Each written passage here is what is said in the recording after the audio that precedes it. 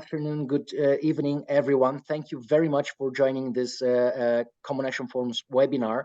We have celebrated during the last years the annual Octagon and dedicated it to the issue of Palestine-Israel crisis. And now, 1 week ago, we have seen the Hamas attack to Israel, which became a historical date, the worst attack that Israel had suffered in only 1 day.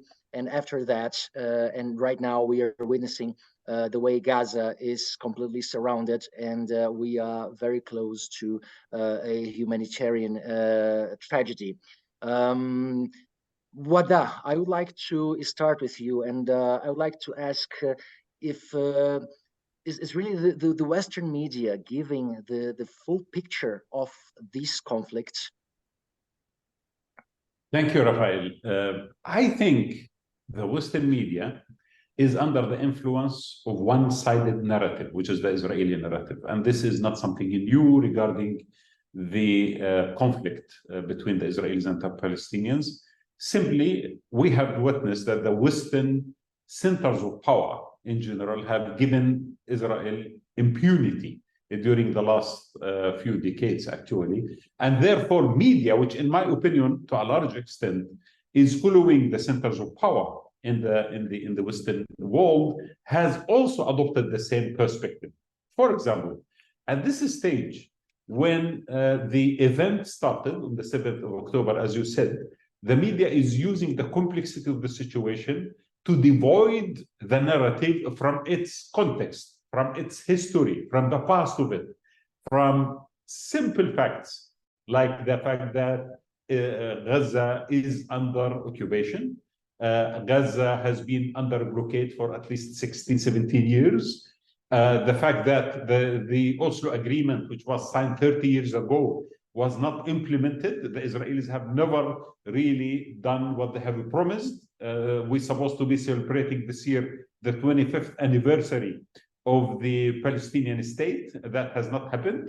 The deadlock of the peace process, actually the utility of the peace process in order to continue the occupation and the suppression of the Palestinian issue, the evolution of occupation into full-fledged apartheid state in Palestine, the right-wing government that has invaded al-Masjid al-Aqsa, converted the status of the mosque, which has been well established during the last few decades, and also at the same time, the settlements that have been invading the West Bank, and the settlers who have become very aggressive in attacking the Palestinians. All that narrative was not given. So the issue is as if we have peace and tranquility, and suddenly some crazy people decided to shatter that peace by killing and slaughtering kids, and therefore, this is how it is. In fact, the media is guilty also of not only leaving the context of the conflict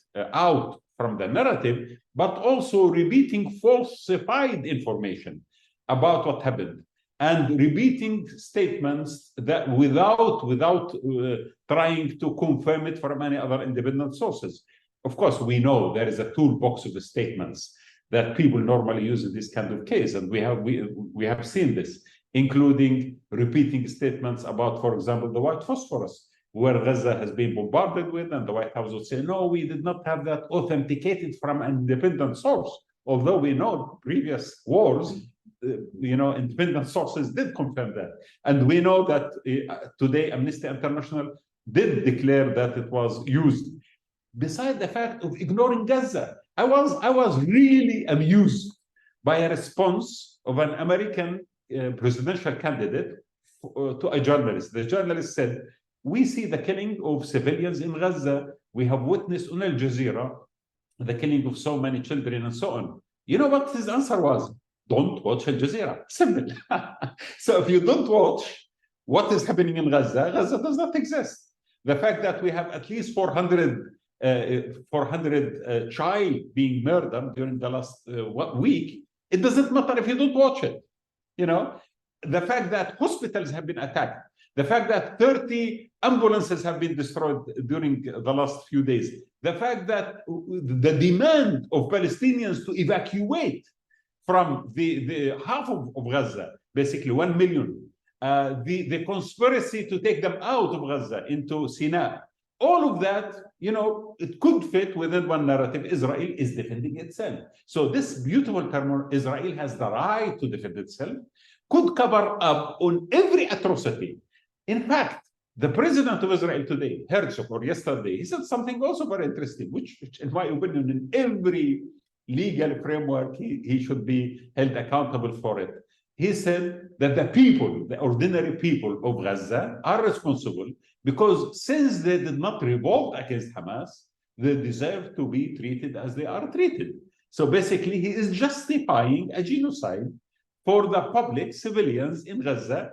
And this is unbelievable. In the lexicon of war, this amounts to a full-fledged, justification of genocide. And this, in my opinion, the world should notice it. But as I said, media until now is trying hard to maintain the Israeli narrative. Although the last 2 days, I can witness some cracks in the narrative because I see the response in the streets of London, many other capitals in the world, and of course, the immense popular demonstrations in the Arab world have sent a message that actually the masses are not duped by this kind of propaganda, and therefore more balance is needed in order to cover the system. Thank you. Perhaps now, Arlene, please. Thank you, Wadah. Arlene, following what Wadah just said about the coverage of these events, you as historian, could you help us to understand the main historical elements that led to this conflict between Palestine and Israel?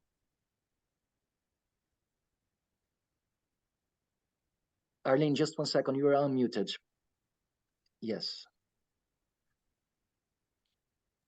Okay, so well, first of all, thank you, Rafa and to CAF for hosting this event and for the opportunity to talking to all of you. There's the immediate context, which I will come back to in briefly, because I think it's really important not to forget the framework this is happening in, and which has been forgotten very much, as Wadah has said. We're talking about a decades-long struggle for liberation. So this is happening inside the framework of a struggle for liberation and a century-long struggle for national emancipation that has been impeded, well, initially by the alliance between British imperialism and Zionist settler colonialism, following then during the Cold War, growing US and even unconditional US support to state the point in which we are now. So this is the large framework that should never be forgotten if we want to understand what's happening. And then there's the more recent context, which has already been treated here. But, just to remember, we're talking about the failure of the Oslo peace process to deliver a state, the maintenance of occupation with everything that this means, with the growing number of settlers inside the West Bank, and then finally the complete closure of the Gaza Strip, turning it into not only an open-air prison, as it's been called, but actually a ghetto. We're talking about a 21st century, huge 2.3 million people ghetto. And this following, a process that was of legitimate legislative council elections that was boycotted by the international community, by the powerful countries, European countries, Israel. They did not accept the outcome of this election, therefore leading to a boycott that ended up with a split in, just to wrap up the subject, a split inside the Palestinian government, and finally a policy of systematically led by Netanyahu to actually keep this split, never allow the government to reunite and to go back into a democratic process of legitimate representations, elections, and so on, as a means of not having someone to negotiate with, not having a partner for peace, and justifying the maintenance of this situation of the status quo. So the status quo that would allow Israeli expansionism to go on, And then the more immediate elements, you know, of what we're talking about. The immediate elements are very much linked to what happened this year. So the normalization process is reaching Saudi Arabia, which is crucial, you know, and which would be quite a big step after normalization with United Arab Emirates, Bahrain, and Sudan, and Morocco, and so forth. So this is an important aspect, probably, of the, you know, of the tension that might have led to this attack. Then, very important is all the, since January, but even before, but more since January, all the invasions, the violations of the Haram al-Sharif, the Al-Aqsa Mosque compound, with the clear and declared attempt to alter the status quo and to suddenly put this space, this area, the third most sacred area in Islam, as disputed terrain, which has always, you know, been very well consolidated as an Islamic site, and with the Waqf in the hands of Jordania. And so suddenly there's this attempt that really has led to, you know, discontent all over, not only Palestine, but well beyond Palestinian contexts. The settler violence, pogroms, Wadah, all this incited by the government, about this right-wing supremacist government. And the speaking of violence, the words that are used, the frankly racist context that the whole situation has been brought into this year. So this is the immediate, these are the immediate elements, with more than one Palestinian killed every day in the West Bank, just to speak of that situation. So there's a drastic worsening of the situation this year, but always I would like to stress that we should never forget the context in which we're speaking about. And if we're going to speak about you know, techniques of uprising, well, only a few years ago, 2018 and 2019, there was a nonviolent resistance movement, a huge, massive nonviolent resistance movement in Gaza, which was the Great March for Return. And it was received with live ammunition by the Israeli army on the fence, on the patrols, and with several hundred Palestinians being killed by live ammunition. So there's this clear dehumanization of the Palestinian, in which the world does not see his condition and does not see his struggle for liberation as a legitimate, although it is perfectly well consolidated as a historic and legitimate struggle. Thank you, Arlene. Arlene, you mentioned some actually ideas of a peace agreement, and Daniel, you were working during the last decades on this issue, and we are always listening to that, the need of a peace agreement. But realistically, with all your experience, was a peace agreement ever close to happen?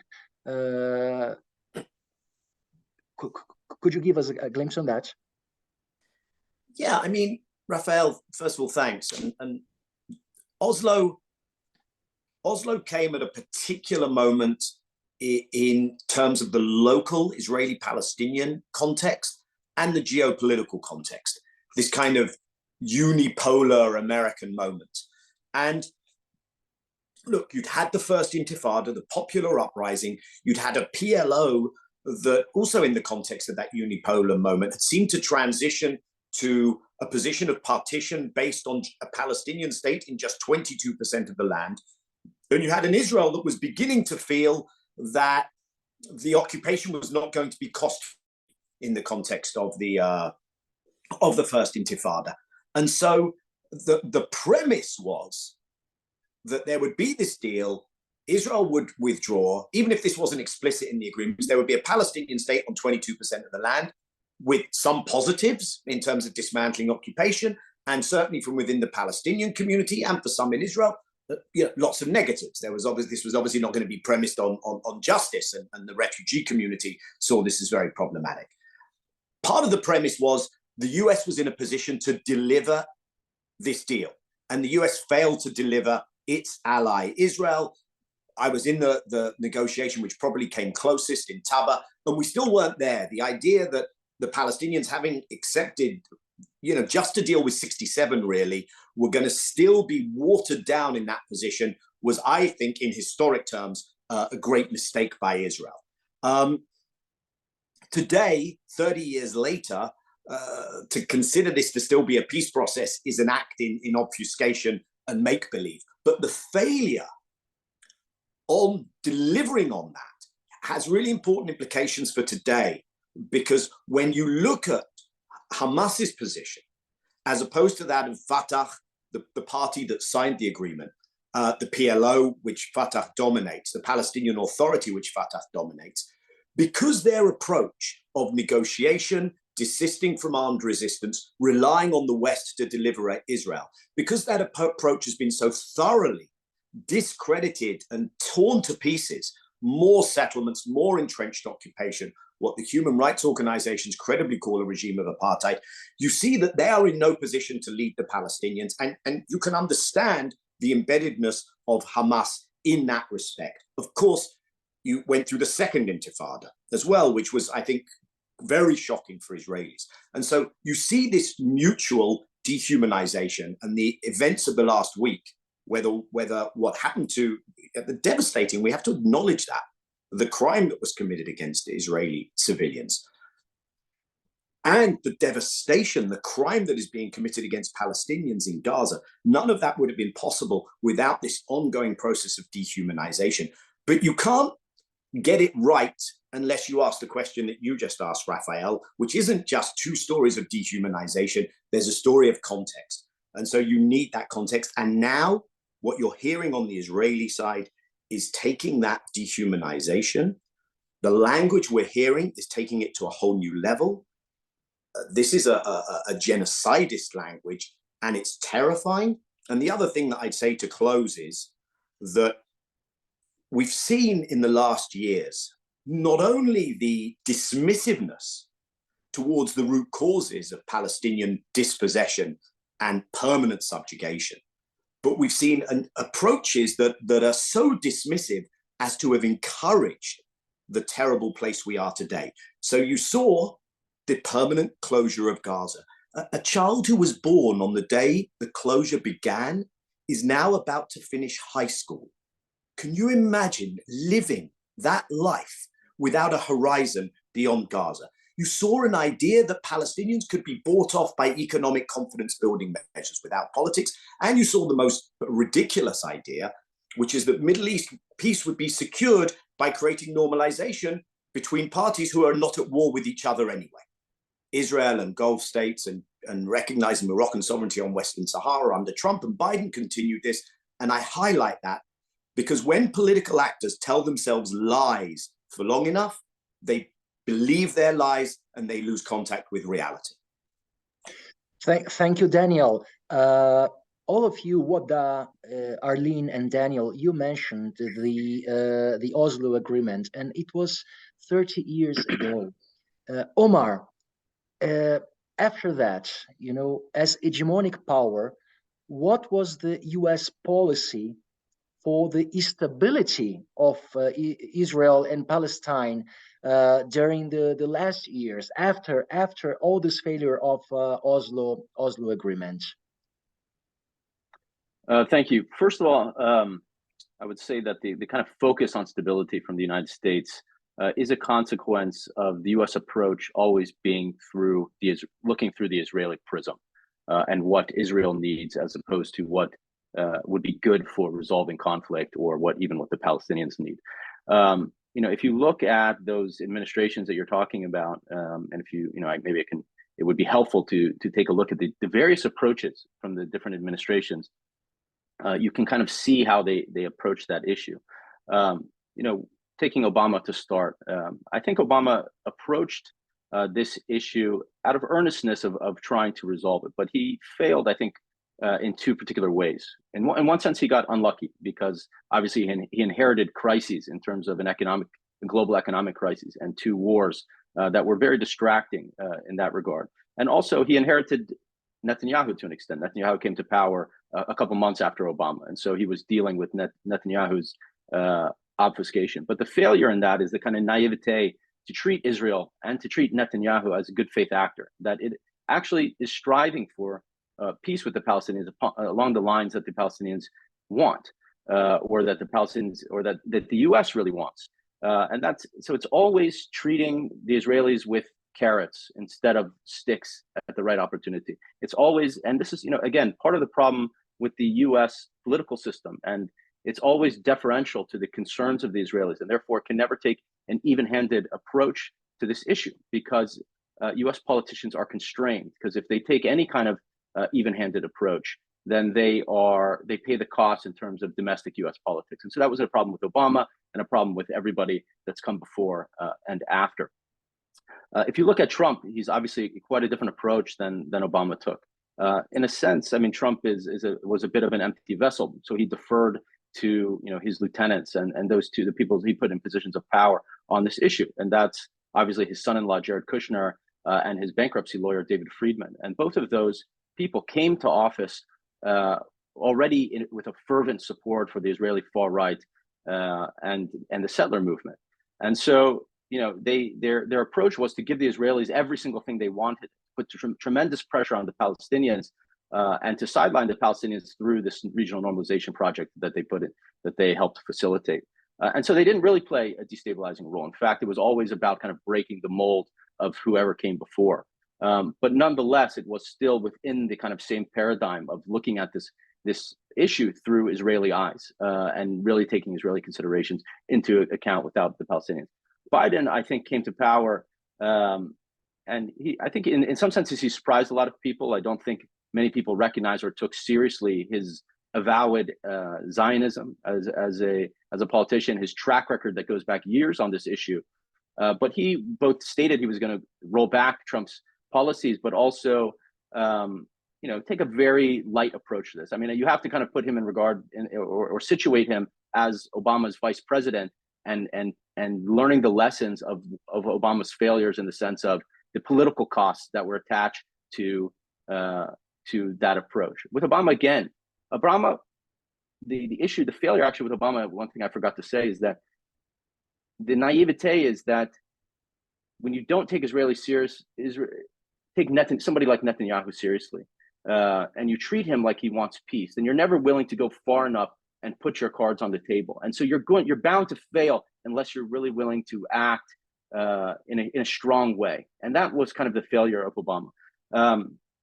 Biden, his general approach, again, learning from that, is not to roll back the Trump. His Zionism has not allowed him to take any kind of stance in rolling back what Trump implemented, but he's not intervened at all. I mean, he's been a shock in that regard. In terms of you have the most right-wing, the most fanatical government in Israel's history, and he's been completely unwilling to take any kind of steps to curb that, to restrain that, to use American leverage to put pressure on the Israelis, and we're seeing the consequences of that. He didn't meet with Netanyahu, but I mean that's trivial in regard to this issue.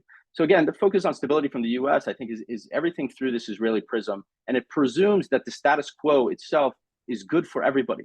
But really, the status quo and stability is good for the person or the party that's in power, and it's not good for the Palestinians or resolving the issue as a whole. And it's obviously good for the international supporters of Israel, because they want policies that are not controversial. They don't want to take stands in their own public political domains that force them to take on the Israelis. Omar, I would like to take from this point, Omar, thank you very much. I would like to take from this point and move to Wadah into a more regional. Can I say one quick thing? Yes, of course. Sorry, again, stability in that regard, but the Palestinians are agents of change. The Palestinians require change. Only through change can they achieve any type of liberation. And so this kind of dichotomy between stability and change is huge. And there's a fallacy that the status quo is also fully stable, because it ignores the colonization that Israel is putting into effect. It ignores the brutality of the occupation. It ignores the crystallizing of apartheid. And the attack that we witnessed is a consequence of that frustration that is focused solely on stability, the slow deterioration of the Palestinian circumstances, and not addressing these underlying issues.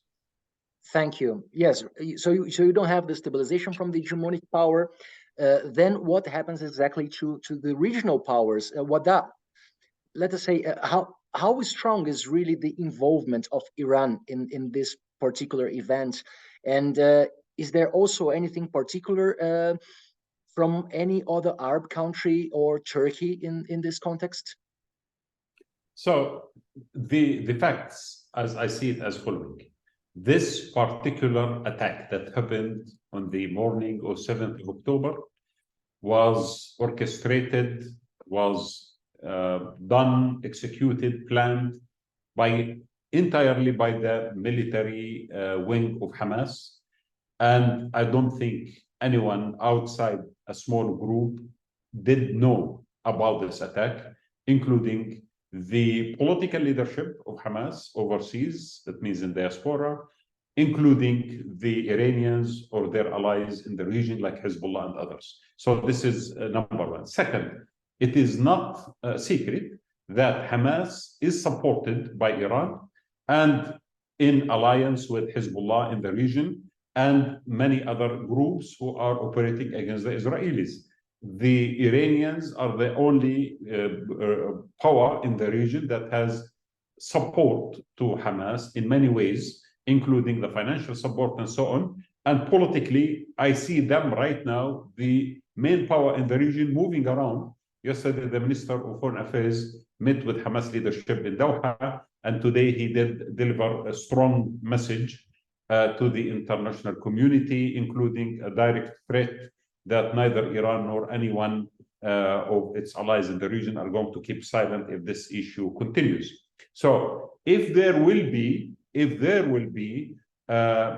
some major operation done in Gaza, I expect that Hezbollah in southern Lebanon could start escalating more than now. Now we see escalation up to this moment. Today we have some 5 missiles at least fired from southern Lebanon into northern Israel. But in my opinion, Hezbollah understands that if Israel succeeds in breaking the resistance in Gaza, they will be the next in the list of targeting by the Israelis. Therefore, they are not at all going to just wait and see what's going to happen to them. Besides, if the axis, which Iran calls the axis of resistance of the region, that includes, of course, Iran, Hezbollah, Al-Hashd al-Sha'bi in Iraq, the Al-Houthis in Yemen, and the Jihad Islami in Palestine, and so on. If they do not do anything about Gaza, then they cannot talk in the future about axis of resistance. Not only that, but also what they have built during the last 2-3 decades of major influence in Syria and in Lebanon and in Iraq might crumble, because in this case, new forces might start to reshape the reality in the Middle East. So my expectation, if Israel goes ahead with the military invasion and there is a major devastation happens in Gaza, which is expected, of course, then in this case, Hezbollah will be under heavier pressure to participate in this war. And in this case, the war becomes regional confrontation. And when it becomes regional confrontation, it will invite everyone in. It means definitely the Russians are excited and happy to see the situation deteriorating in the region, because it will ease the pressure in Ukraine on them from the Ukrainian front. The Chinese today, the position of the Chinese Minister of Foreign Affairs was powerful as well. And in my opinion, the Chinese also are happy to see the Americans dragged into a major confrontation in the region, because it will ease the pressure on them in the Pacific. So if this goes beyond Gaza, and if the Israelis insist on continuing their attack, which they are doing at this moment in time, preparing for it at least, I expect a regional confrontation. Now, there is a last element which is very important to notice. Most of the analysts in the West, including the political elite, ignore the people in the region. I mean, they concentrate on having meetings with this president, that minister, this prince, that king, and so on and so forth. And they think that this position of the Arab leaders reflect the position of Arabs in the region. In my opinion, the Arab world at this moment in time is desperate in many ways. Economically, there is a major crisis in almost every Arab country at this stage, if you exclude the Gulf states. When it comes to the political, reality, it is demoralizing and to a large extent dead end when it comes to the possibility of change and democracy. So there is massive problem happening. The issue of Palestine could become a catalyst whereby a second wave of Arab Spring, a second wave of major spillover that could be converted into destabilization, into revolutions, into demand for change could start in this region. So I don't expect that this conflict, if it continues, and if the Israelis continue what they are doing right now, is going to be limited to Gaza. I understand that Blinken and everyone else is putting pressure on their allies in the region to pressurize the other parties not to be involved. But in my opinion, it is not going to happen like that, because everyone is scared. If they're not involved, they are losing a lot in this case. So yes, it is going to be very complicated. Wadah, you were just alerting to an issue that will affect this area of historically Semitic people. Arlene, is it correct to say that the notion of anti-Semitism was or has been hijacked by the Zionism during the last years? Yeah, well, Rafa, well, first of all, what is understood by anti-Semitism? When did the term, when was it born? Well, hatred and persecution, violence, and against the Jews has existed throughout history and for different reasons in different times and places, but basically in Europe, well, since the Roman Empire. The term anti-Semitism, it was born around the 1870s and very much in opposition to an intellectual of the time, Ernest Renan, who brought into the framework of intellectual ideological thought in the 19th century, the idea of racialization of politics. And he was very much in opposition to Semites. And for Renan, Ernest Renan, Semites meant both Jews and Arabs. But then it did not work that way, and the term became initially, up to today, has always meant the persecution against a Jew for the sole reason of being a Jew. So, and inside imperialist, colonialist, European framework. So that's how the term came to be used and how it is known. So it is really a term that means today. And what something very interesting is that during the Holocaust and in camps, extermination camps such as Auschwitz, the term Musliman, or the Muslim, as it was denominated there, was also used against those who were inside the camps and who were dying and who were very sick and were like the last scale of dehumanization inside the extermination camps. So, in many ways, the Nazis also understood the Semite in a more general context, but it has been used as the sentiment of racial discrimination against the Jew, right?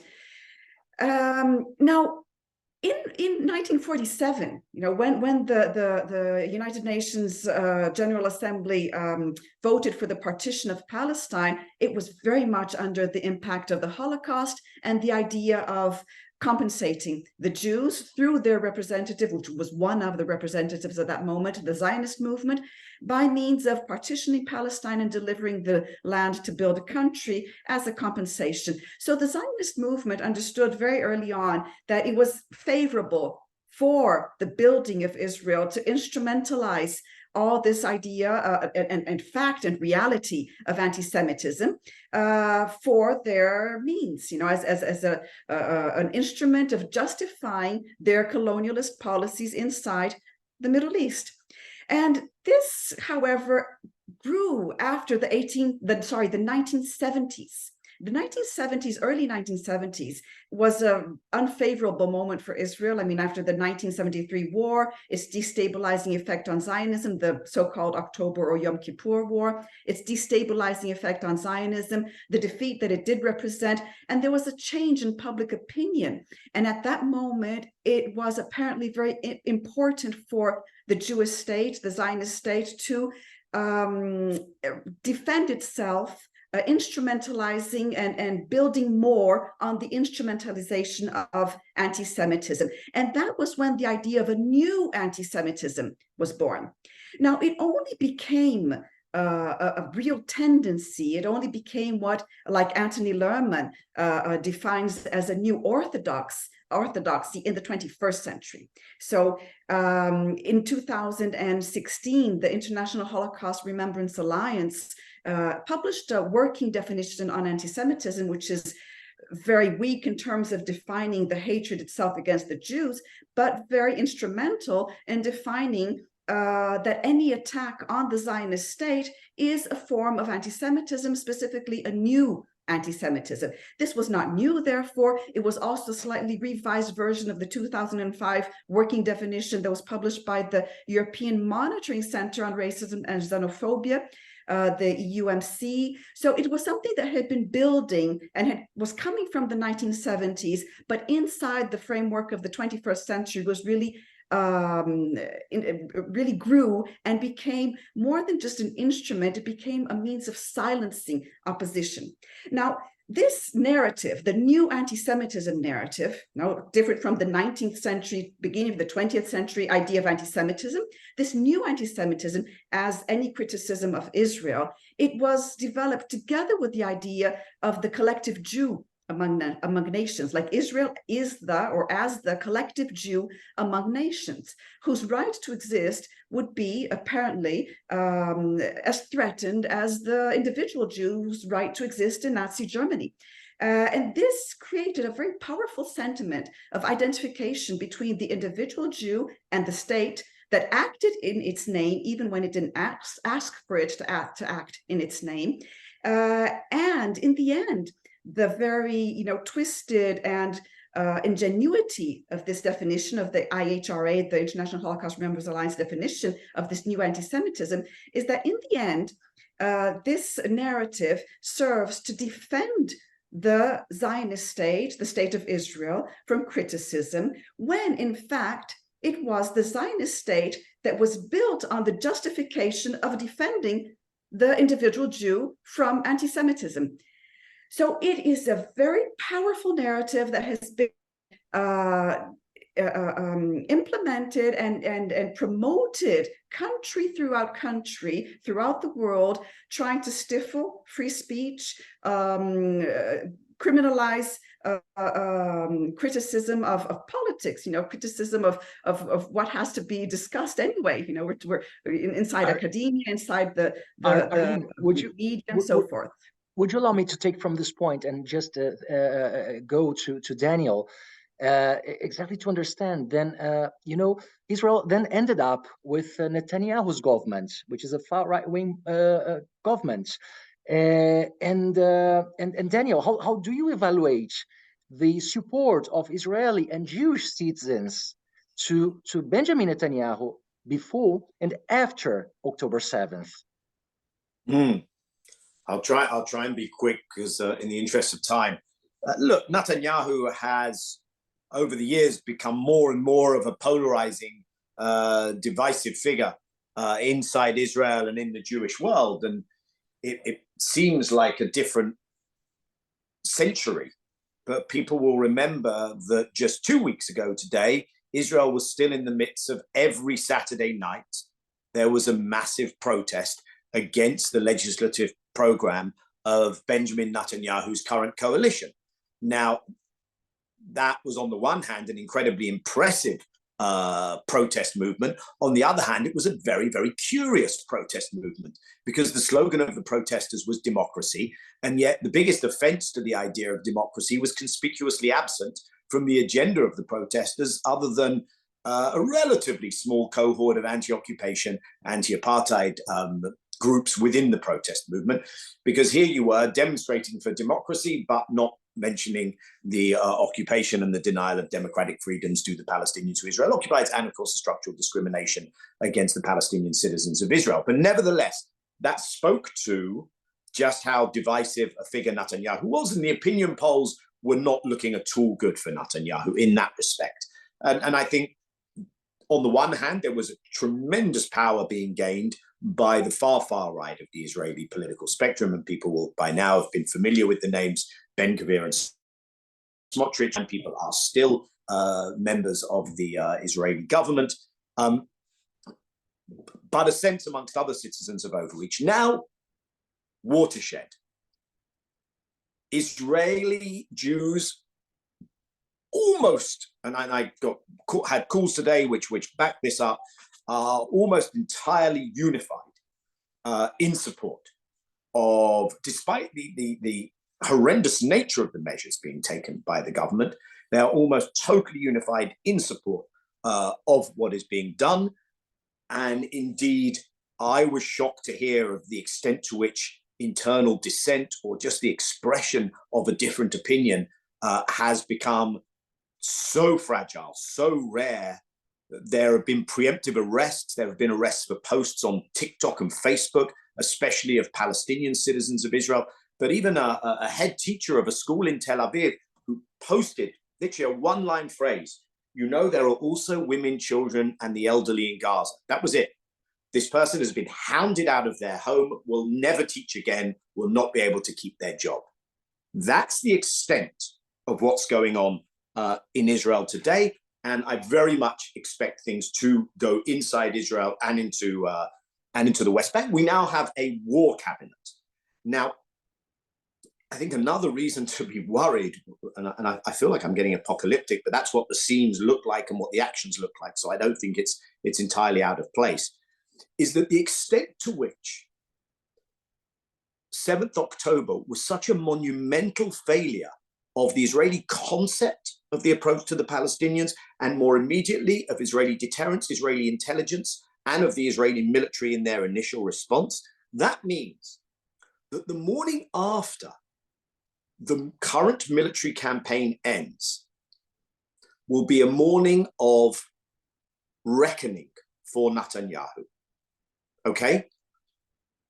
Right now, that is not happening in the heat of war.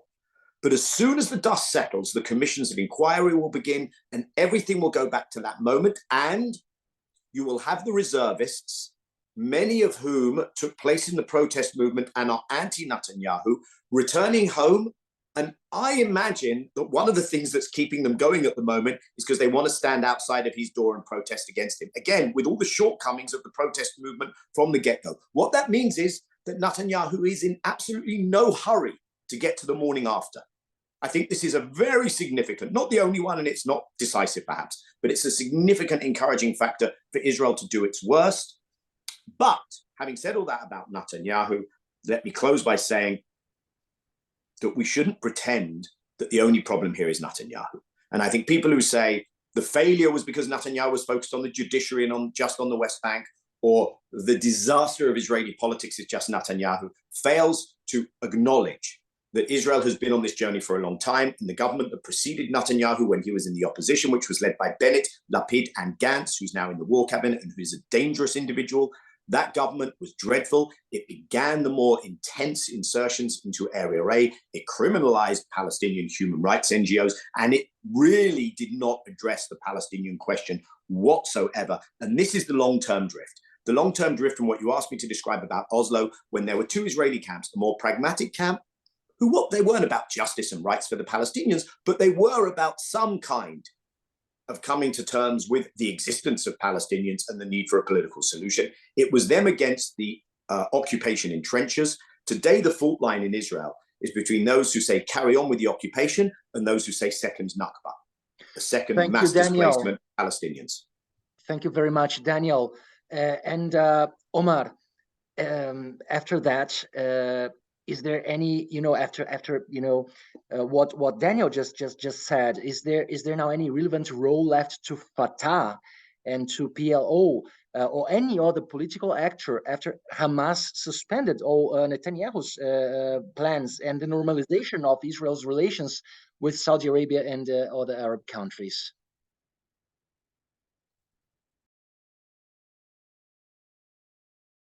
You're muted. Thank you, Omar. My apologies. I thought I unmuted. Yeah, I think there's two questions there. One on the kind of role of Fatah, but then also in regards to normalization. The Fatah-led PA and PLO, was already increasingly marginal within the Palestinian national movement as an organization that's pursuing Palestinian liberation, except as in their role as serving as an instrument of permanent Israeli rule, in which they had been kind of folded into this apparatus.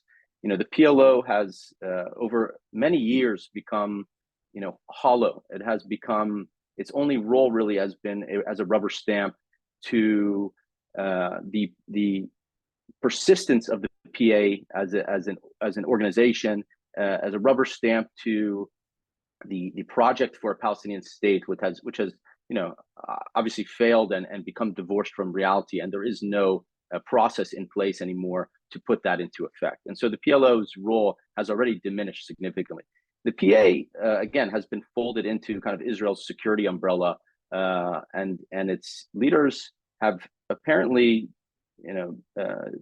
felt it okay to kind of play that role, and to jettison everything else, and they have not become part of it. So when it comes to the issue of normalization, the PLO, I think the PLO leadership had been caught off guard by the kind of 2020 normalization, and its immediate position was a total rejection of that process.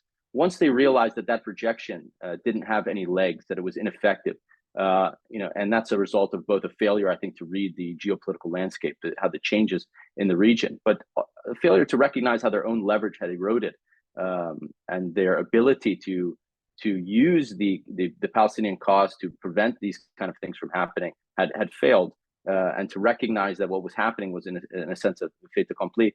This leadership kind of changed their stance on the issue of normalization. They sort of reconciled with the Emiratis, because they had viewed their position as a failure. And so when it came to the Saudi normalization position, they had taken more of a role in it, at least.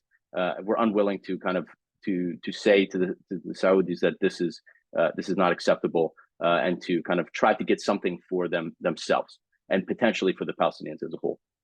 I think Hamas was looking at that quite differently. It was also, I think, unwilling to challenge directly the Saudi position, but they use the attack itself, which is hard to condemn in the Arab world, as a different way of sabotaging that process. But the longer term effect of that, I think, is unknown at this point. We don't know what the fate of Hamas is. We don't know what the fate. I mean, for the moment, certainly the normalization discussion between Saudi and the Israelis is off the table, is on ice. We don't know the long term effect of that, though, and we don't know of what this attack and the response from the Israelis has precipitated in the long term. I mean, there's so many variables here. Thank you, Omar. Arlene, you are in Brazil right now, I assume, and Brazil has a very interesting relation to Israel and also to Palestine.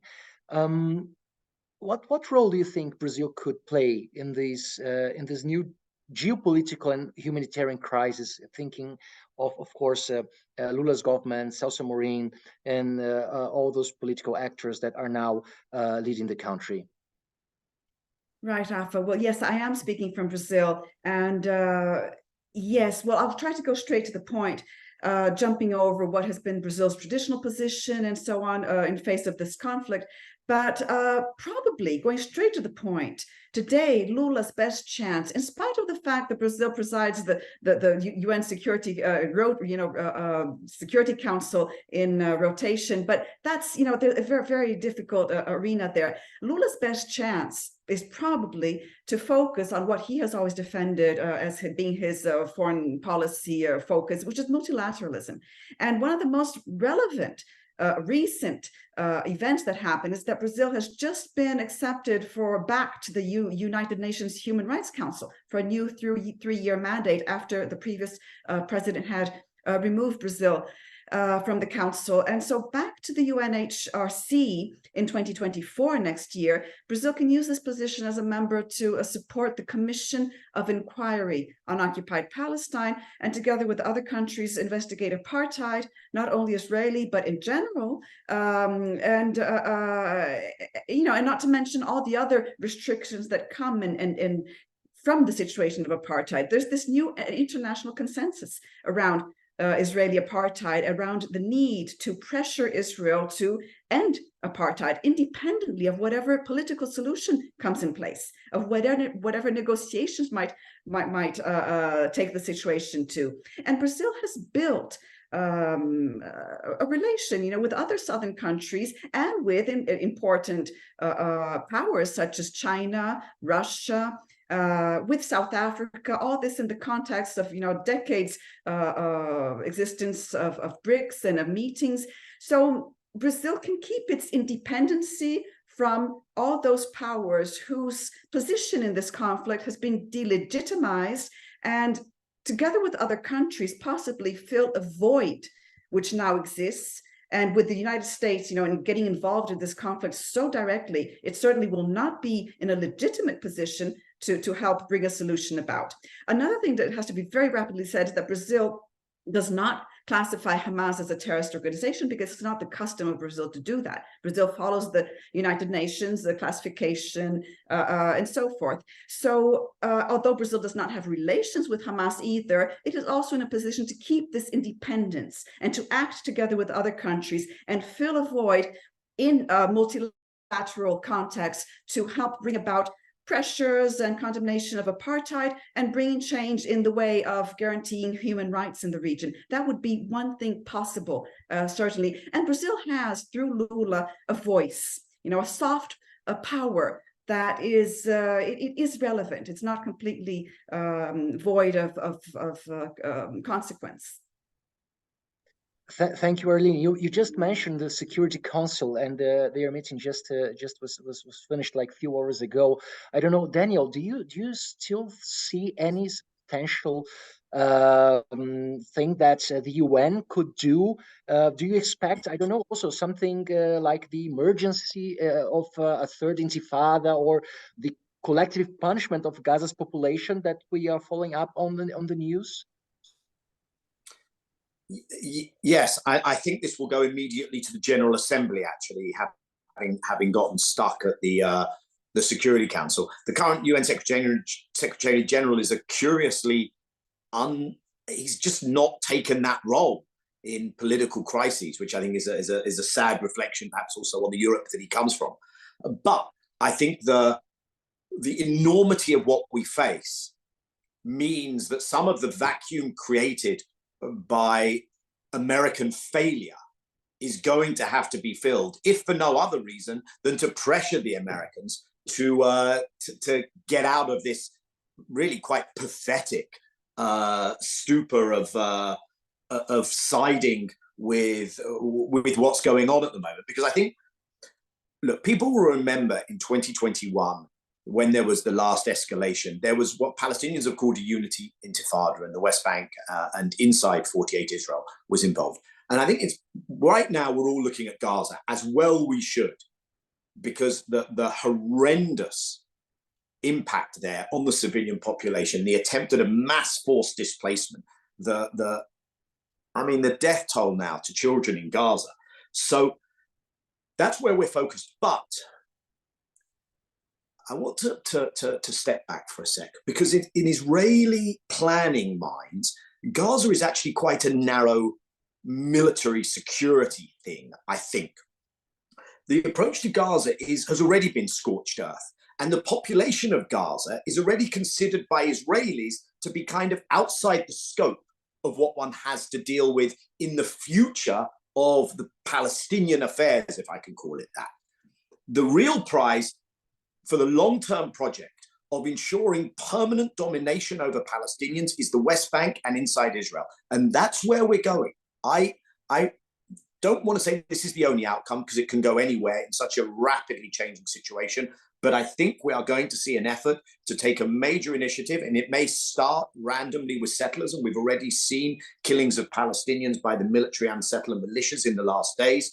But for the long-term project, the West Bank and the Palestinian citizens of Israel have to be brought into this. And what we're seeing is, as this plays out, what Wadah said, which is a far more likely broader regional expansion. And let me close by saying this.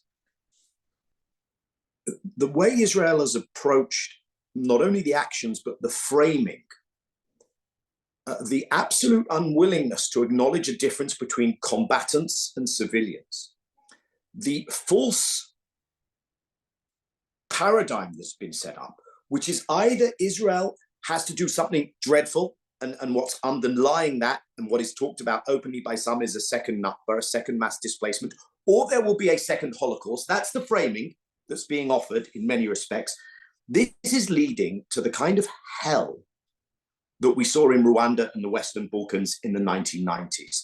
And that's why the international reaction is led by the Western Europe is so irresponsible, because what we have seen is empathy with Israelis, wrapping one's arms around Israeli humanity, which is absolutely fine.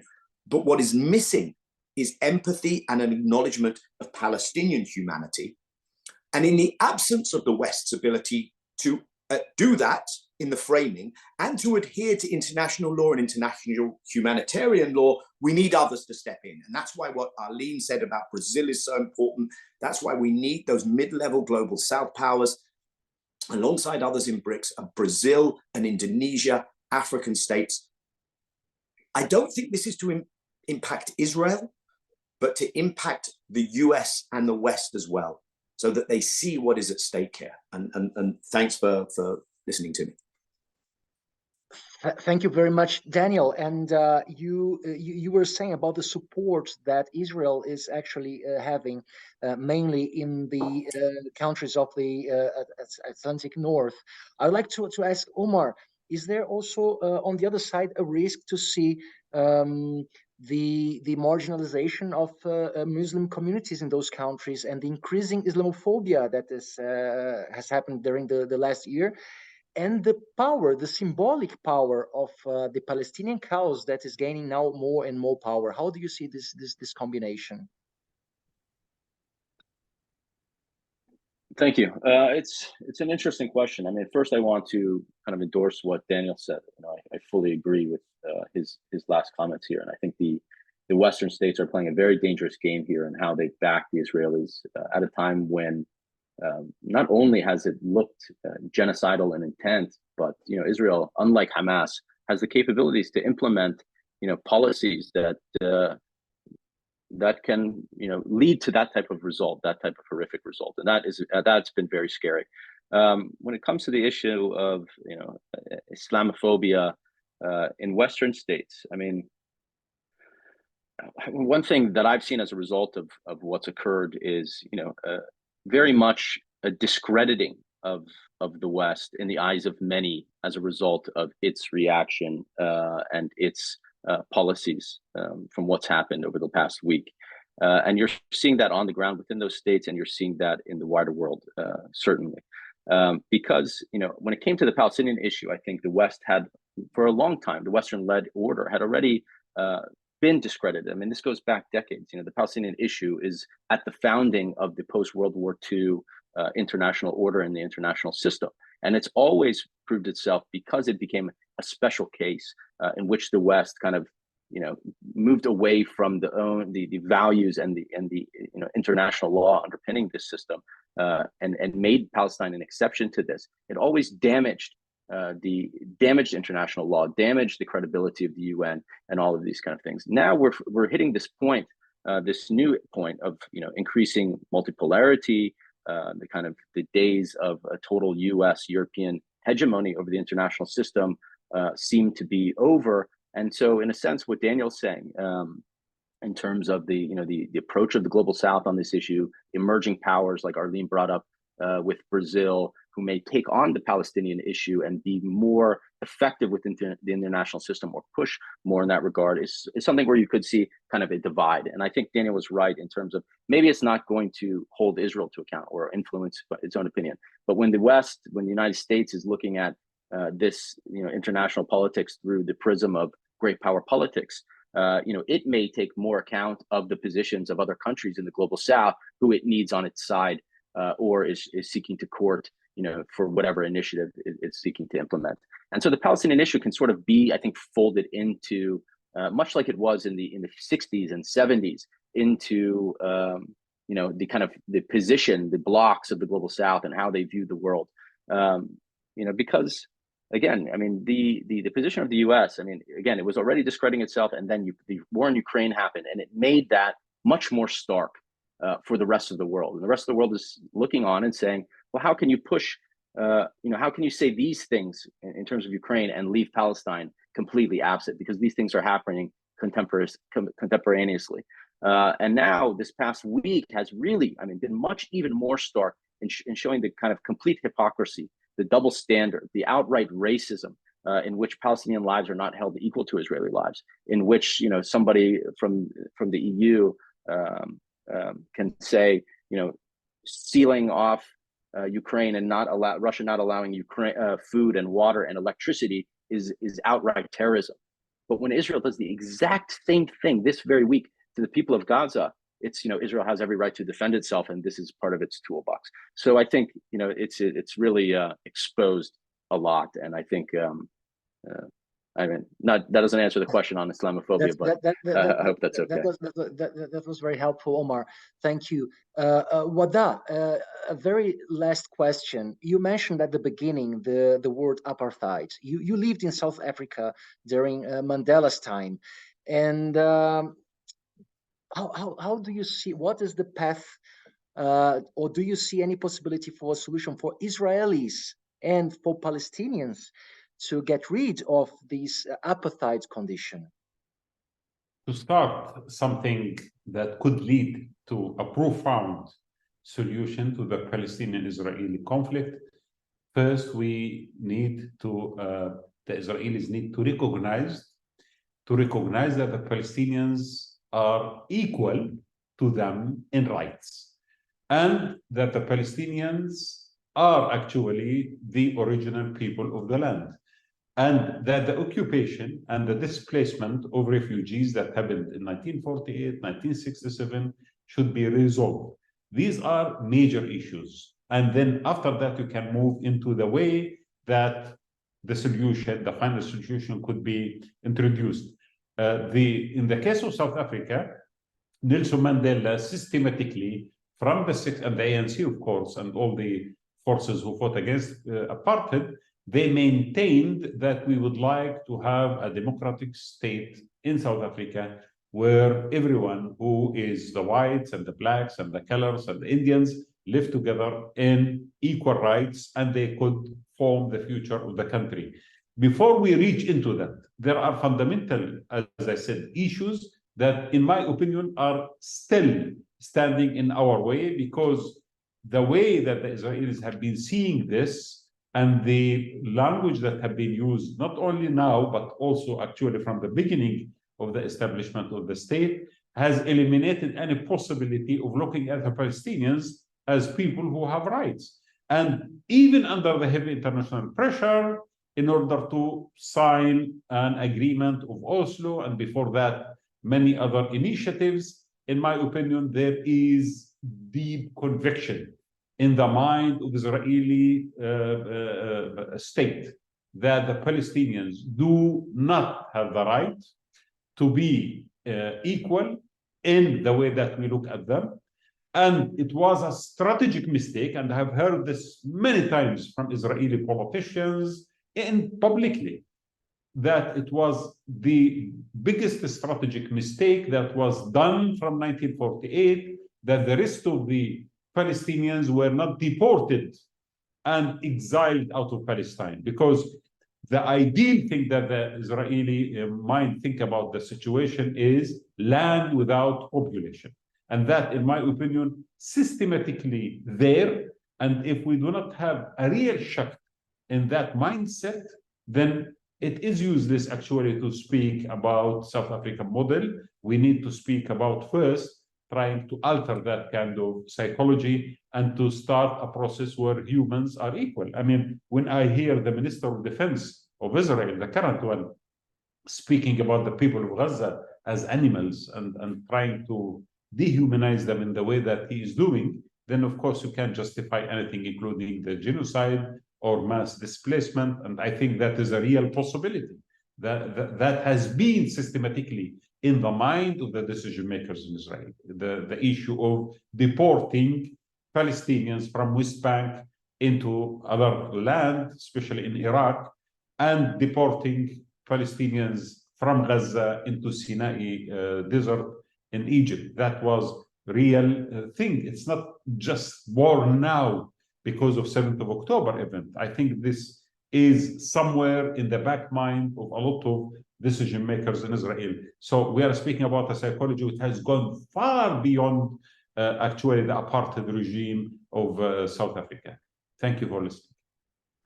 Thank you very much, Wadah. Thank you very much, Arlene, Omar, Daniel, and everyone who joined us in this webinar, the audience and everyone who is watching after these live broadcasts. Thank you very much, and have a very nice day, everyone. Bye-bye. Thank you.